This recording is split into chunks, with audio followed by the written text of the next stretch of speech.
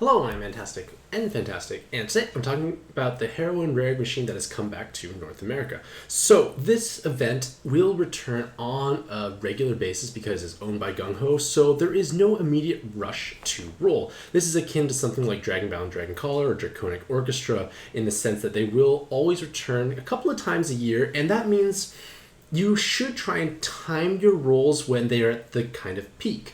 At this point in time, I feel like the Heroine event has steadily gone downhill because it is one of the oldest 10-stone events in the game, and because of that, a lot of the original debuting cards are just a little lackluster, even though they try and give them a few buffs. Sadly, most of the buffs tend to go towards the higher rarities, which means the bottom rarity cards who still lack weapon assist are much less desirable in duplicates. And because you don't necessarily want duplicates of the bottom rarity cards, it makes it much harder to justify rolling more, especially if you're someone like myself who has rolled in when it first came around or the many other times it's returned and collected all the 5 stars, because getting more of those won't necessarily help.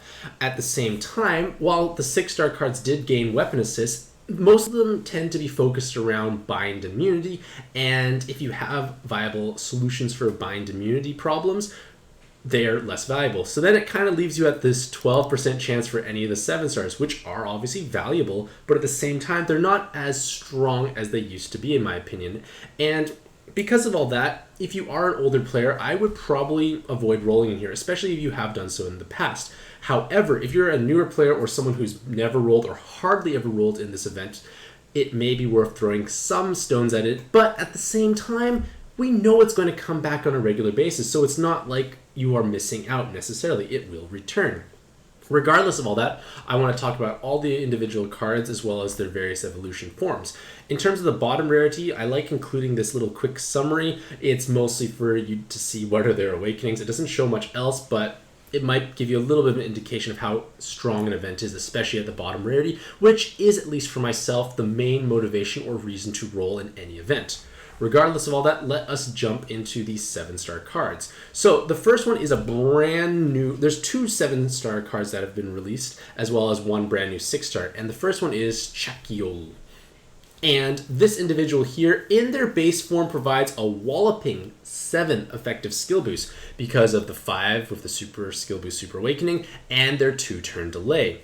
In addition to that, they have tremendous damage output when you hit 10 or more combos. You have 7 combo, 10 combo, which is 2 times 5 equals 10 times damage. Wonderfully powerful. Unfortunately, this damage is obviously conditional on hitting 10 combos, and she lacks a VDP awakening, which means against void spawns, all of her damage output will be kind of wasted, and it kind of just makes her a pseudo skill boost stick without any damage output. That is obviously problematic. On that same note, it does kind of push her into a rainbow-oriented team because, well, A, she covers wood, which might be an annoying color, but B, rainbow teams have to run void damage, void actives, which means her damage output won't necessarily go to waste. With that being said, if you find this to be a little restrictive, or you don't run rainbow teams or have damage void cards, you want to look at her evolve form, which is a tremendously powerful universal sub by comparison. She offers 1 less effective skill boost, so she goes down to 6. But when I say goes down to 6, 6 is still a tremendous amount considering what else she brings to the table. She brings 2 VDPs, 2 7 combos, and super jammer resist. In addition to that, she still obviously has that 2-turn delay from her active, but this active skill is still powerful. It provides you with the ability to clear unable to match orb effects by 5 turns, and reduce awoken skill bind by 5. So this is kind of like a sexier Odin Dragon, so to speak. Actually, as Odin Dragon is not sexy. But the point of the matter is you now have a utility-based active skill with many effective skill boosts, with high damage output, and super jam resist. As far as subs go, she's one of the most jam-packed subs you can actually have. And this is definitely meaningful. And provided you can utilize her typing or colors, she will definitely be a wonderful addition to any respective team.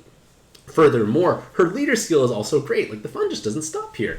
Her leader skill gives you, when dual paired, 4 times health and 4 times recovery, which is very sizable, and 324 times attack. These are all great. But you are fixed at 9 seconds of orb movement time. Now, this is both a blessing and a curse. If you are able to puzzle fast enough, this won't be an issue, and you can no longer be debuffed. You still can receive the debuff icon, so that can be meaningful if there's back-to-back preemptives potentially, but your movement time will not go down. Conversely, you can't buff yourself either, but at the same time, 9 seconds on a 6x5 board should be enough time. In addition to that, you must match 6 or more connected wood orbs, which is okay, but when you connect 9 or more wood orbs in a blob, say you have lots of orb changers, or you're making that sweet VDP, you gain +2 combos per leader.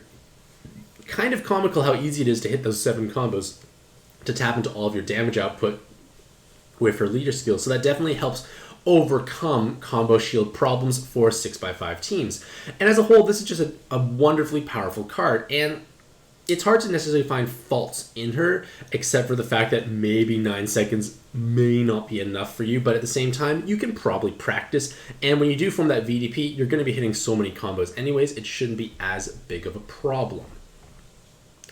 Now, next is Dorna. So this individual here has 2 distinct forms that both function very differently.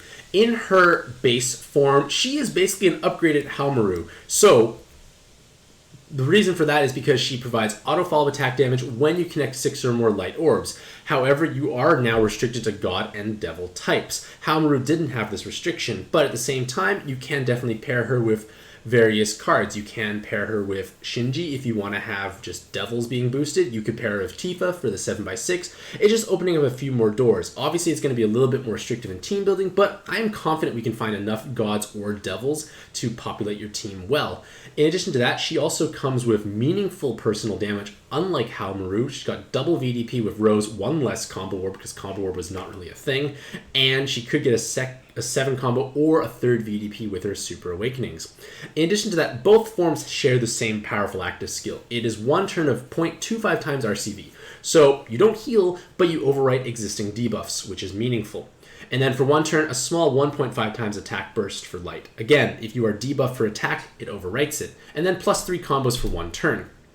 As a whole, this active's value really kind of scales upwards depending on what kind of content you're playing through. If you're playing through the current endgame content, this active skill is much more valuable. If you're playing through things like a bit below Arena 6, Coliseum 2, etc., you will not necessarily gain as much value out of the active skill. And this is going to be a trend for a lot of newer cards. They tend to help you out for the current latest dungeon, but the mechanics they do bring may not necessarily help you out as much if you're just clearing content for the very first time. That is a bit lower down. Regardless of all that, powerful active skill to have when you're playing through endgame content, along with respectable leader skill multipliers. With Tifa, you do have 3 times health, which is an improvement, 192 times attack, which is an improvement, and less RCV, which is not an issue because you already had enough, plus that auto follow attack. So as a whole, it's a powerful leader, but if you are looking for a strong sub, her evolved form is just that. With her evolved form, you have 4 effective skill boost, or 4 skill boosts I should say, which is great of course for transforming. You have 777 combo with VDP and super poison resist with that wonderful active skill. It's a lot of value jam-packed into a single sub, and the only difficulty necessarily is going to be yet to find a place to utilize them, because with Devil balance typing you can't utilize them on Fasca Alice teams. Yes, you could use base Dorna for that or other things alongside of it, but I feel like as a sub it is strong, but it's lacking a perfect place to utilize them overall in my opinion. Next is Ilmina. So Ilmina is one of the oldest cards, and for a while she was the most desirable card to have because she was a premier sub in most cases. Not many things could necessarily outdamage her at the time, had lots of skill boosts so you could charge up quickly, and you had an active skill which is beautiful in the sense that you could do 300,000 fixed damage and create a bicolored board of light and fire. And for a lot of earlier ranking dungeons, if you had Ilmina, it was a pseudo auto crown because you just gave yourself a huge advantage over the competition because you could button a floor and bicolor after, saves so much time, gives you many more points. Unfortunately, or fortunately, depending if you owned her or not, a lot of ranking dungeons don't necessarily feature setups that will allow Ilmina to function like that. It was obviously very strong at the time, but ranking dungeons nowadays tend to have more health for their spawns that you can't abuse this 300,000 button. So that's obviously lost a lot of her value, and at the same time, 3 different killer awakenings doesn't mean much. It's difficult to line up your damage. If you're wanting something that's going to hit hard against gods, you probably want to run something that has multiple god killers, not Ilmina. So it's just putting her in a bit of an awkward place. She is fluffy and pretty, but nowhere near as much value. And the same can be said for her evolved form. It has a huge HP stat, which doesn't make sense. Why does a cute fluffy cat individual have more health than big badass dragons? Gung-ho logic at its finest. Either way, this form here doesn't do much anymore because their newest form is a stronger 7x6 leader by comparison and kind of surpasses the small potential this form had. So in her brand new evolution, she has 5 skill boosts, which is definitely meaningful. Has those 3 same killers, but at least she has a 7 combo, so it's a bit more impactful. And their leader skill provides you with reasonable multipliers along with a 7x6 board. And for devils, you can definitely pair with Shinji because Ilmina needs to match fire and light. Shinji tends to want to have light cards anyway, so it's not the worst pairing out there. But at the same time, I feel like it's not the greatest anymore. Like, Ilmina has definitely lost her crown of being one of the most desirable cards in the game. Next is Uruka, who with her perky butt now provides you with 2 turns of damage absorption void. This is a tremendous upgrade compared to her previous iterations where it was only 1 turn. So at this point in time, 2 turns of damage absorb void is really luxurious when you really think about it, because in content like Arena 5, Alt Arena 3, you have a 25% chance of encountering Machine Athena and Durga back to back, which means you need 2 damage absorption void actives or a single active that provides 2 turns. Now, Durga is perfectly stallable. It's only 10 turns. You can definitely utilize her to recharge your actives, but if you're in the interest of playing the dungeons as fast as possible and efficiently, you want 2-turn damage absorption void cards, and Uruka is definitely that. And the fact that she has wonderful weighted stats with an exceptionally high emphasis on RCV, she can be thrown on various teams. With her skill charge Super Awakening, she does definitely have prowess on rainbow-based teams if you need access to that damage absorption void quickly. If you use something like A10 Dire, the god typing can definitely benefit from Uruka. She does provide reasonable amounts of damage, like double 7 combo is not the worst thing, and she does have pretty nice stats overall, so it can definitely be meaningful. And at the same time, I don't know why this is there, that should have been taken out, but there is nowhere to really utilize her dark form by comparison, because yes, you have huge attack stat and multiple TPA, but the thing is, TPA is just an awkward awakening. It's inefficient from a damage multiplier point of view. It doesn't stack. It only stacks with itself. You can't match a row and get the TPA bonus damage. You can't match a VDP and get the damage. It's just an inefficient awakening overall compared to 7 combo or attack while below 50%, and is the main reason why I have no interest in making Dark Uruka compared to her water-based form. In terms of her weapon assist, you can think of it as an alternative to Umbrella, and we know that Umbrella is one of the best inherits in the game, so being close to Umbrella is pretty nice. But unfortunately, it's a little weaker not because it provides 2 turns of damage absorption void or bind immunity, but because of the other benefits alongside of it. Umbrella provides you with an RCV modification. Uruka provides a rainbow board changer. So obviously rainbow-based teams love that, but the 2 enhanced water orbs will probably go to waste because let's say you used a mono water team. Well, Uruka's active when you try and counter those absorption spawns will most likely not produce enough water orbs for you to actually utilize. You must use something else alongside of it. Problematic there. Conversely, if you are utilizing it as a rainbow team solution, well, those 2 enhanced water orbs are probably not going to be doing much overall because, well, you might have 1 water card and they may not even be dealing much damage either. So it's just a little unfortunate that it's got 2 small things that are kind of working against it themselves, so to speak. But at the same time, it is a powerful weapon assist, and you slap this down on something like Diao Chan or A10, you give them bind immunity, you give them the L for additional utility, which can be difficult sometimes to squeeze on the team. Diao Chan obviously doesn't care for Ls, but A10 might by comparison. So interesting amounts of flexibility through her inherit, but if I had to pick one, I would prefer to have Umbrella. But again, if you're close to Umbrella, still pretty great. Next is Planar, and Gung-ho really didn't plan out how to make her viable because she's still in an awkward place, especially with her base form. It provides 2 fire and 2 dark rows, and at this point in time, there's no relevant leader who wants to use 2 separate rows. And when I really think about it, there never has been a leader who wants to match 2 rows of different colors. It's just so orb hungry, it's so awkward, it's difficult to make it work. It's a lot of wasted awakenings, and is a big reason why Planar is not really thriving, especially in this form.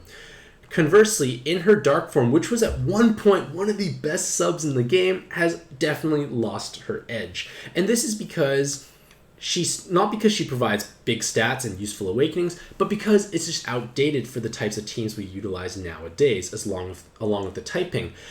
Back in the day, Dark Metatron was one of the best leaders in the game, and Dark Planar was one of the best subs possible for her because it gave movement time, which was desirable, it gave plus combo count, which was problematic for Dark Metatron teams on kill boards, gave the follow-up attack, has personal damage with VDP, so many great things going for them at this point in time. Unfortunately, there's nowhere to really utilize them right now. Like, the follow-up attack tends to be a little wasteful. A lot of teams have plenty of movement time. Dark Metatron was notoriously low for it. And the active skill, while powerful, tends to be redundant on 7x6 because we don't need +3 combos there. And it's quite long to charge up. So she's just in an awkward place because there's no great team to utilize her on at this point in time. And it's just a little unfortunate, especially if you had rolled or traded for her in the past and she's not providing much value. Because if we look at her weapon assist, it's going to hurt you inside because it gives you a TPA and an enhanced heal orb, which can be useful, but the thing is, the only truly great TPA team out there is Grigory, and yes, the enhanced hard orb can help you heal, but Amaterasu has more than enough healing output, and the active skill itself is unactivatable by Grigory. You can't match fire and dark and activate. You need fire wood. So it's just the wrong colors there. Maybe if it was the right colors, maybe you could make some arguments for utilizing this weapon assist, but at this point in time, it's not providing enough value, I feel, overall, unless maybe you're hungering for healing and you can actually utilize the board changer, because that TPA is most likely going to go to waste.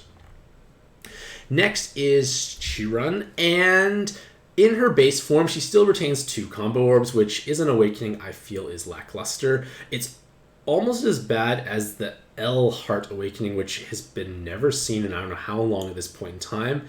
And it's just something that feels outdated because it needs 10 to 12 orbs, which is difficult to have. If you have that many orbs, you're probably going to want to match a VDP because you get huge damage right now. Not a few combos next turn, which may not be useful because you may not have a board, that sort of ideas. So I feel like combo orb was just lackluster, but thankfully in her evolved form, she has a bit more value, significantly more value.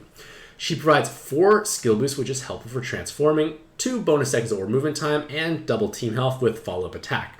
So you might think, well, this seems a little lackluster. Like, it is utility along with a board changer that provides you with water and hard orbs, but for the future 7-star Godfist exclusive Norza, who is a transforming leader that must match water and hard orbs, Cherun becomes significantly more meaningful and valuable. Big team health is never going to be a bad thing. Like, more health is always great. I have some team health in my Grigory team, and it makes my team have so much more. The same logic could be applied to any other team. So 2 team health is nothing to scoff at, especially when you have lots of health multipliers on any team. In addition to that, their active skill is a perfect kill board for Norza, so it does help out. And as a whole, I feel like Cherun can be a reasonable utility card, but the main drawback is she has terrible RCV and does not provide any resists either, which most utility cards tend to, so I feel like it can be a little awkward. In terms of her weapon assist, I feel like it would have been much stronger if Fagin Rise did not exist, because she provides you with the same 2 team health and cloud resist, but 2 water rows instead of a skill boost.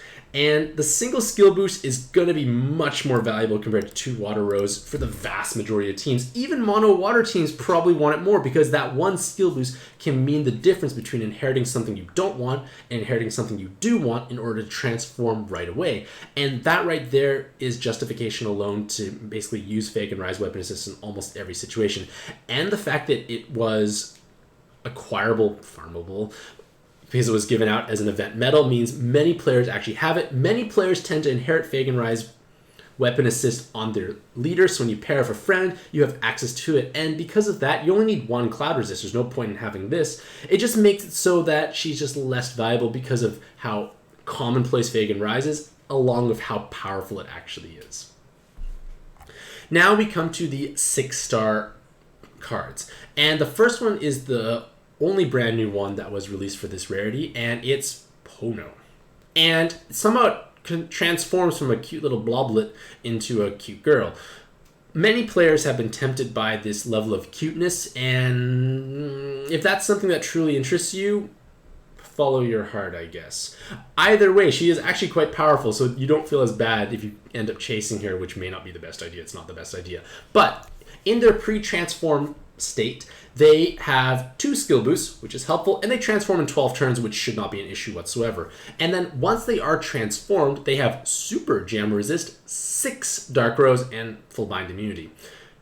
That's a lot of passive damage on your team, and this active skill is quite powerful. Again, this active skill is much better in higher level content when movement time and attack debuffs are much more commonplace. You can overwrite them. Furthermore, because it's only a 3-turn cooldown, you can inherit something of your choice over top, something bigger and more impactful to do something spectacular and amazing, and then kind of rely on this base active skill as the dungeon progresses.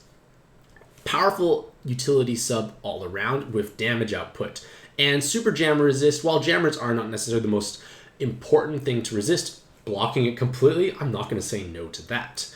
In addition to this, she is actually a viable leader pairing for Nell and a sub for Yugi teams because she has Devil and Balance typing. So she can't be used on Yugi Nell teams as a sub, could be paired with either one of them, but it should be paired with Nell, not Yugi, because with her leader skill, you have to match 7 or more connected Dark Orbs, which is a row on 7x6. It's awkward on 6x5. So, for that reason alone, you should be pairing her with Nell. If you do roll her, or you have Nell and you don't want a pair of Yugi for some reason, or just because you can't find 2 more skill boosts, it is a viable pairing. It can clear content, but it's obviously not as strong because there is less auto follow-up attack damage. It's not 1 million, it's 1. And she just provides lots of Dark Rose, not gargantuan amounts of VDP damage. Still strong, but one other thing you should be aware of is that she contains no skill bind resist in either of her forms, so it only becomes a problem if you're running multiple Fortress Dragons, which is often the case. If you have one Fortress Dragon and Ponno, you can't actually have 100% skill bind resist unless you have one card of 2 of those Awakenings, so just keep that in the back of your mind. Next is Mary, and Mary once held a place so close to my heart. She helped me clear so much endgame content when she was originally released, such as Arena 3 and Coliseum 1, and it's kind of sad to see her being neglected so harshly by Gung Ho, because she was so good at one point in time. And the reason why she is no longer useful is because, well, she provides lots of Water Rose, 1 skill boost, and a VDP in Cloud, which is not that much, but it's hard to squeeze her in as a sub because there's not enough skill boost, and compared to Ponno is providing so much more even though they have a similar amount of Rose by comparison, and it's a little awkward. Their active skill is converting Dark and Healed Water plus 2 combos. Not a bad way to flood the board provided you have auto follow-up attack damage, but again, with 1 skill boost, it's going to be difficult to justify her sub place in my opinion. And as a leader, her multipliers are grossly outdated. That's not something you want to look at. And she doesn't even have a weapon assist, so it's just feeling sad overall. Thankfully, Julie does have a weapon assist, and she does have strong god-killing potential because you can use god-killer latents. She does have 2 naturally, along with a dragon and attacker. And creating a strong killer solution for various typings is valuable. But at the same time, because Julie has a weapon assist, I feel that you are kind of losing out on the opportunity to make her weapon assist if you keep her in this form. Because at this point in time, there are so many other multiple killer solutions available that you want to try and pick the one that obviously can help you out the most. But in Julie's case, for her weapon assist, it might be more important because it provides full bind immunity and 1 poison, 1 jammer resist. Not a bad way to get 20% of those mechanics. And the active skill has, while it's an awkward active skill, it does have applications in a couple of areas. One, most notably, is in training arenas because they have gargantuan amounts of defense stats. You can break it and just keep going forward. On the other hand, if you are playing through things like Arena 6 or Coliseum, where they have massive defense. I don't know why I'm mixing them up. I think it's Arena 6, if I'm not mistaken. And they have gargantuan amounts of defense. You can technically break through that, which might make it easier. But at the same time, I feel that guard break and auto follow attack damage are much cleaner solutions for non-training arena purposes. So that's a little bit of a drawback in my opinion. Elgenubi is kind of like Mary in the sense that they provide tons of passive damage for their respective color, but kind of like Mary, Elgenubi just lacks an ideal place to utilize them. They get one more skill boost, they do have a cloud resist as well, but at this point in time, having sufficient resists is more important than layering in passive damage. I'm not trying to say that Elgenubi adds small amounts of passive damage, it's a large amount, but being able to survive mechanics or counter various metrics is much more important than adding damage, because for the most part, we tend to have enough damage output at this point in time. Maybe if spawns start getting more and more health to the point where we can't kill them regularly, that adding in passive damage may be meaningful, but we are not at that point in time. So Elgenubi, like Mary, is a little awkward, but I feel like Elgenubi is a bit more flexible because the active is stronger, and enhanced orbs tend to be a little bit more flexible compared to water rose, or along with one additional skill boost.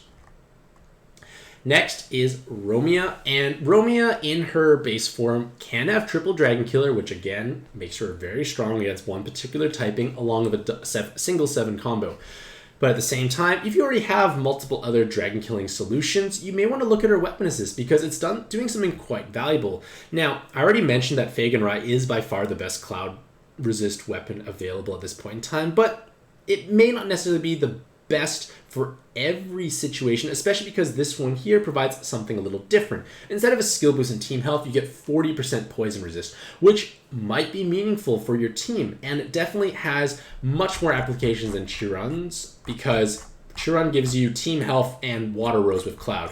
Having 40% poison resist is probably going to be more helpful compared to water rose and team health, especially if you're not playing a poison immune leader. So it does have lots of merits there. Furthermore, this active skill also provides you with 1 turn of 2 times attack for devil types. Even if your team is not devil based, the fact that you provide an attack buff means you overwrite debuffs, which in itself is valuable, along with a tricolor board to fire, wood, and dark, which is helpful if you're playing auto follow attack leaders that utilize those colors. Next is Navi, and Navi in her base form provides 4 skillbind resists, which is completely unnecessary. By comparison, mostly because you never need that much skillbind resist. It just eats into her awakening slots, and while she can get 777 combo, it's 777 without a VDP, so you're just wasting that damage. I guess you can make the argument on rainbow teams that it's useful, but at the same time, rainbow teams probably don't need that many skillbind resists. Most teams don't either, and it's better to really just look at her weapon assist, because kind of like the other weapon assist in this event, it provides you with full bind immunity with 2 other resists, and in this case here it's blind and poison, which are obviously helpful. And with the active skill, it does provide a single turn of haste, so it can be like a way to add in 1 effective skill boost, which can be meaningful obviously for the types of teams you're playing if they want to transform. Next is Barbara. Barbara has 4 unique different killers, but the problem with that is, yes, you could deal 3 times damage against many different spawns, but we want to have a card that is specialized. We want them to have all the same killers ideally, so they can provide massive amounts of damage against that respective spawn, because we can plan that out. And for Barbara, that's not going to happen. In addition to that, their leader skill is from I don't know how many years ago, and their active, while it does provide a burst and a bi-colored board changer, there's no way you're going to want to utilize Barbara on your team unless it's for a very specific setup, like maybe a certain ranking dungeon. I may have used it once, I think, back in the day, and maybe certain farming builds, but other than that, it's going to be hard to justify utilizing Barbara in most cases. And she doesn't have a weapon assist, which could have been helpful because this active would be meaningful as a bicolor with burst if it provided various awakenings. On the other hand, Erika has strong personal damage, especially against attacker and healer type cards, and that damage obviously ramps up even higher. In addition to that, her active skill provides you with a 2-turn delay and then a 4 elemental board changer that includes hearts. That type of board changer does run the risk of you having insufficient number of the orbs you want to utilize, but at the same time, it might be enough, and those 2 turns of delay can be a way to layer in some effective skill boost.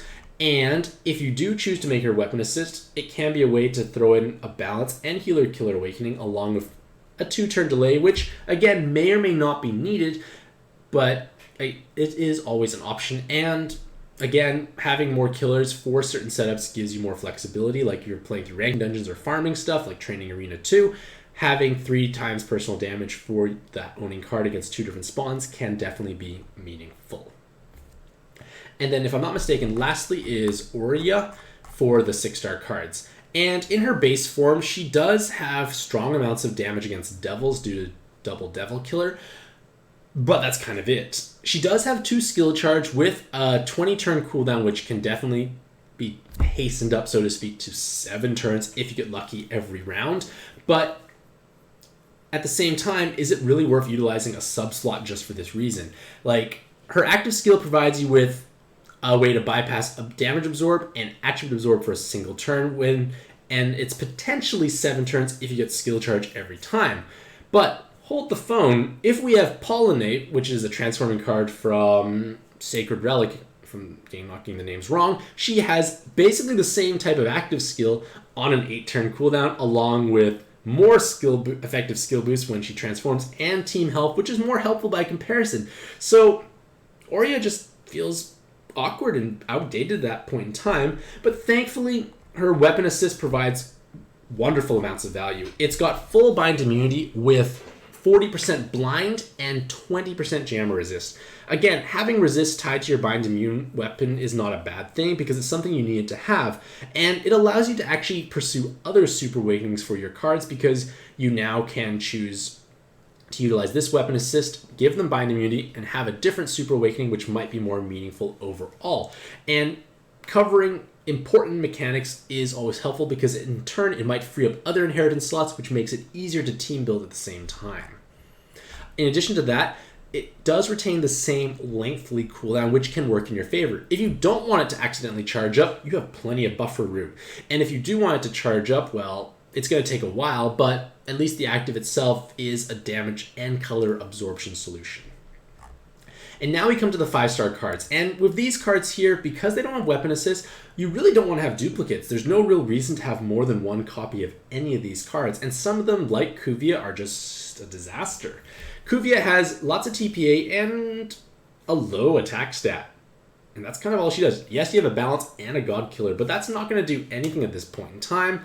It's just awkward. She was never good. She's never been good when I really think about it. Like, I've had her ranked at possibly the lowest tier every single time, and I don't think that's ever going to change unless she gets a weapon assist because this kit does not work well on any team. Maybe if she had physical typing, maybe you could argue she could be a Grigory card, but then again, she changes wood and light to red, so you can't activate. So then again, it doesn't work. Bad card overall. On the other hand, Mel was once one of the best cards in the whole game. And this is because they were one of the first to provide many enhanced Heart Orb Awakenings. And even though they have an abysmally low 55 RCV at level 110, the fact that you can give 2 pluses and connect 4 Heart Orbs greatly multiplies their healing potential and was a brilliant solution for teams that had high health and 1 times RCV. You could heal back up very easily, and that's a common strategy nowadays. Unfortunately for Mel, they have obviously lost a lot of ground, mostly because they spend 6 of their 9 awakenings for this enhanced heal orbs, when things like Amaterasu only needs 3, but has a gargantuan RCV stat, which makes it significantly more efficient by comparison. So it's not to say that Mel is a bad card, it's just we have many more options available in many colors, because before, Mel was utilized almost on any team, even if it was the wrong typing and color, because it was just a most efficient way to provide healing, which is not really the case at this point in time. We have many other ways to do so. Next is Mito, and Mito has double Devil Killer and the ability to take Devil Killer Latents. So she's basically a strong Devil Killing solution with no alternative evolution, which means you should probably utilize her. But at the same time, she has a terribly low attack stat, and if you want to make her a great Devil Killer, you must sink in Devil Killer Latents. And that might be costly depending on how much you're able to farm the arenas, and it may not necessarily be worthwhile. But again, if you can invest in her, and you have no other options, it definitely can be meaningful. And with a guard break, it does give her a bit of an edge against other devil killing options in ranking dungeons because you have the chance to actually proc that guard break for some style points. Next is Momiji, who is a complete disaster still.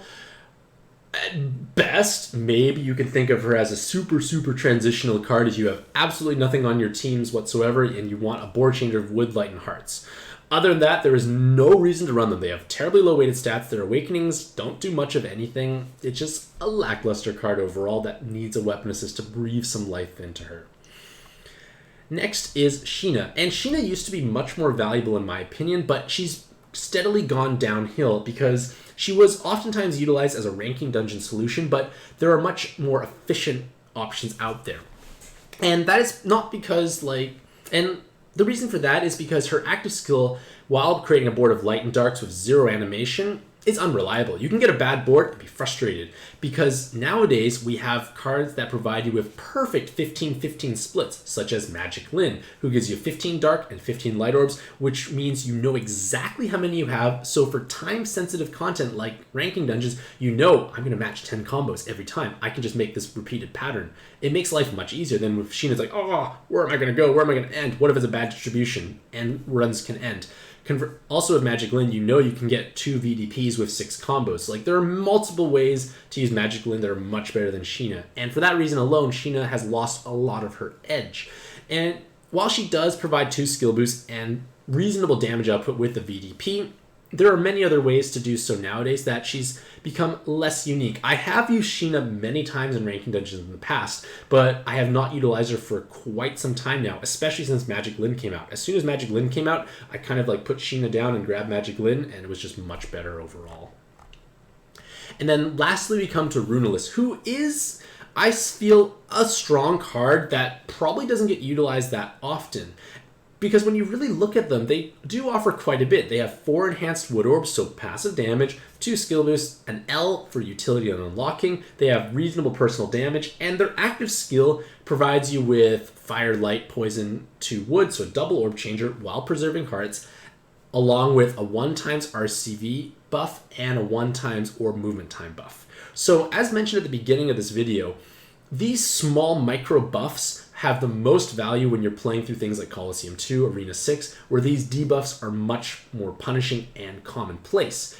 If you're playing through the lower level arenas, you're probably not going to be able to maximize the return on this active skill. And that is probably where part of the problem is. Runelis has the issue to do well, but it's only going to truly excel in those end game content. And when you're at that point, you may or may not be able to squeeze in Runelis on your team because they don't provide any resists. And like I mentioned before, passive damage is nice, but resisting and countering mechanics is much more important. And there are many ways to overcome these small debuffs if you have various other options already on your team. So I feel like Runelis is strong, but I feel like they don't necessarily get slotted onto teams for those reasons. Regardless of that, if you do find a way to utilize them, let me know down in the comments below.